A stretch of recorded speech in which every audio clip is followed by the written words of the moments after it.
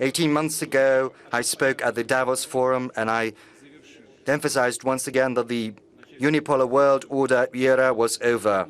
And I would like to take this issue up once again because it's still relevant, despite all the attempts to preserve the old world order. You know, it's only the natural course of history. Change is the natural course of history because civilizational diversity of the planet and the richness of cultures can hardly be reconciled with political, economic, and other ready-made templates. Templates won't fly there.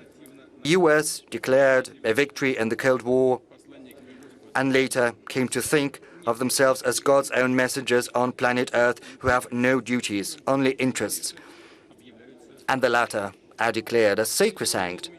It's as if they choose to ignore that over the recent decade, the planet has seen the emergence and increasing prominence of new powerful centers. Each and every center is developing its own political systems, social institutions, implementing their own economic growth models, and certainly they have the right to protect them and to ensure their national sovereignty. It would be a mistake to think that during these tumultuous changes you can simply sit it out, biding your time, that everything is going to get back to its circuits, that everything is going to be as it was. It won't. And yet, it seems as if the ruling elites of certain Western countries are laboring under precisely these very illusions, choosing to ignore the obvious, persistently clinging to the ghosts of the past. In particular, they think that the domination of the West in global politics and economics is a constant, but nothing is peremptory, nothing is eternal. They think that the rest of the world is periphery, their own backyard, and they still treat those countries as their colonies, and people who live there, well, they are considered to be second-rate because they think of themselves as exclusive, as something first-rate, and that's why they have this irrepressible desire to economically crush those who break the mode, who refuses to blindly follow.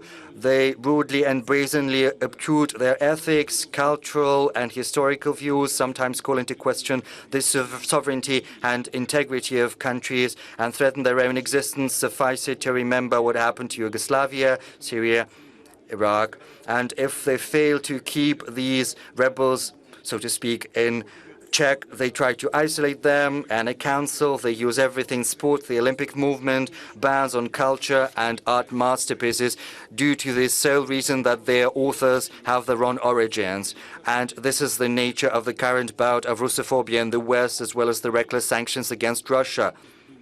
I would say reckless and insane sanctions. The number and the rate at which these sanctions are rubber-stamped, well, it's unprecedented. I understand the rationale. They tried to crush Russian economy in one go by force, disrupting business chains, making Western companies leave the Russian market, freezing our assets, dealing a blow to the industry to finance to the level of life of our people, but it didn't work. The Russian enterprises and government authorities worked in a composed and professional manner.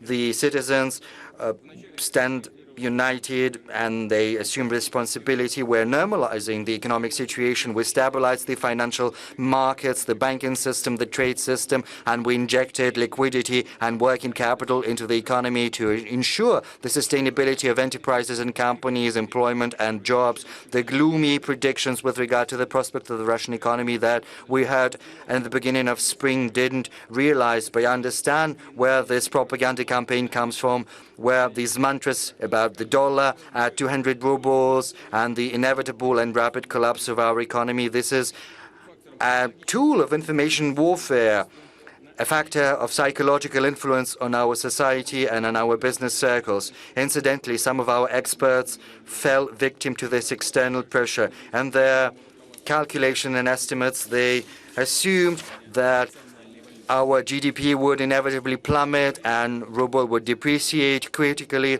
but the life itself proved wrong, these predictions. But I would like to emphasize that in order to be successful, we need to be frank and realistic in our assessment of the situation. We have to be independent in drawing our conclusions and believe in ourselves. We're a strong nation, strong people, and we are up to any challenge. And as our forefathers, we can find a solution to any task. And this is proved by the 1,000 years of history of Russia. 3 months after the full-blown package of sanctions, we suppressed the inflation surge. It peaked at 17.8%. Right now, it's gone down to 16.7% and continues to decrease. The economic dynamics has been stabilized. The public finance is stable. I'm going to draw a parallel with other regions later. Yes, of course, it's too much. 16.7% of inflation is a big number, and we will have to address that, and I'm confident that we will be successful. Over the first 5 months this year, the federal budget has a surplus of 1.5 trillion rubles, whereas the consolidated budget has a surplus of 3.3 trillion rubles.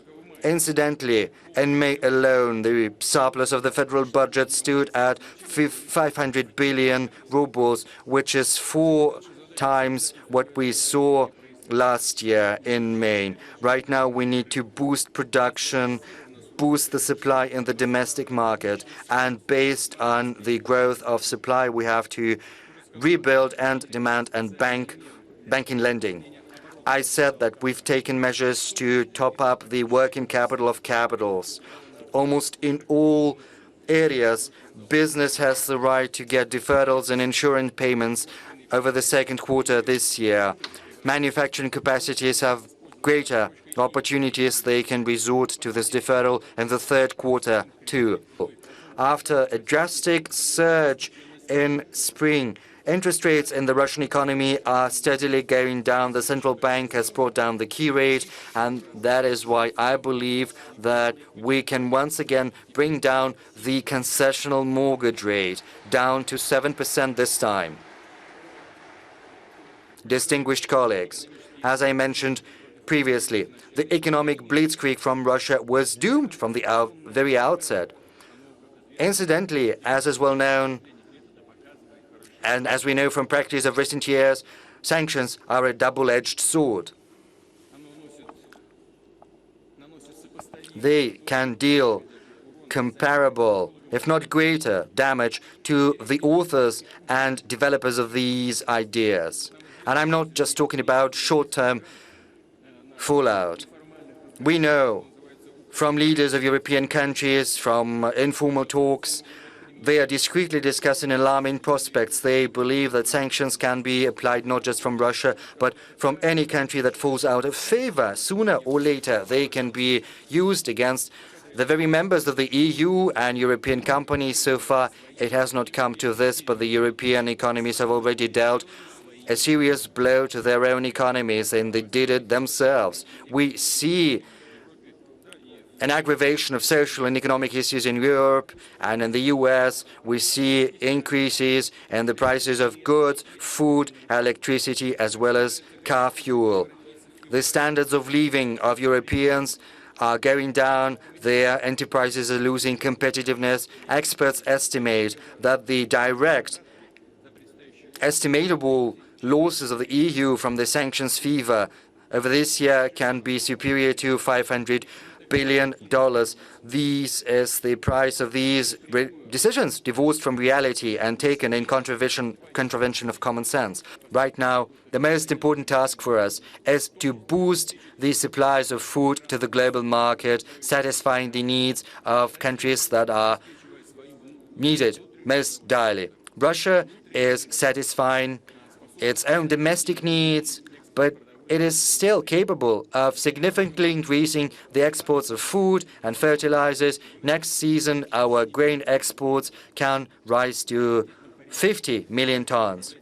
We'll prioritize supplies to those countries that need food most, where there are risks that the number of starving people will increase. I refer in particular to the African countries and to the Middle East. At the same time, there are problems And once again, we're not to blame for those difficulties. Yes, officially, Russian grain, food, and fertilizers. Incidentally, the US imposed sanctions on fertilizers, then the Europeans followed the suit. Then the US simply cancelled these sanctions, but the Europeans didn't because, you know, their bureaucracy is working like the millstone at a mill of the 17th century. They understand that that's silly, but they cannot backtrack due to bureaucratic concerns. I reiterate, Russia stands willing to make its own contribution to rebalancing the world agricultural markets. And we take note that our colleagues from the UN are open to engage in a dialogue on this issue because they understand the acuteness of the global food problem. We could talk in the course of this discussion about creating normal conditions from the point of view of logistics, finance and transport to boost Russian exports of food and fertilizers. Unfortunately, there are many speculations about other matter, about Ukrainian supplies of food to the world markets. We're not preventing these supplies because we were not the ones to plant mines around their Black Sea ports. They can demine that, and we will ensure the security of these vessels. No doubt about that. But the U.S. Department of Agriculture estimates that it's 6 million tons of wheat. We believe it's 5 million, another 7 tons of corn. But, you know, 800 million tons of wheat is produced across the world, so 5 million is a drop in the bucket. Moreover, there are opportunities to export that. You can do that through the Black Sea ports, through Belarus, through Poland, through Romania. There are paths, there are 5 or 6 routes that can be used. So we are not the ones to blame. It's about how reasonable the people sitting in Kiev are. It's up to them to decide. And they shouldn't listen to their foreign masters from the other side of the ocean.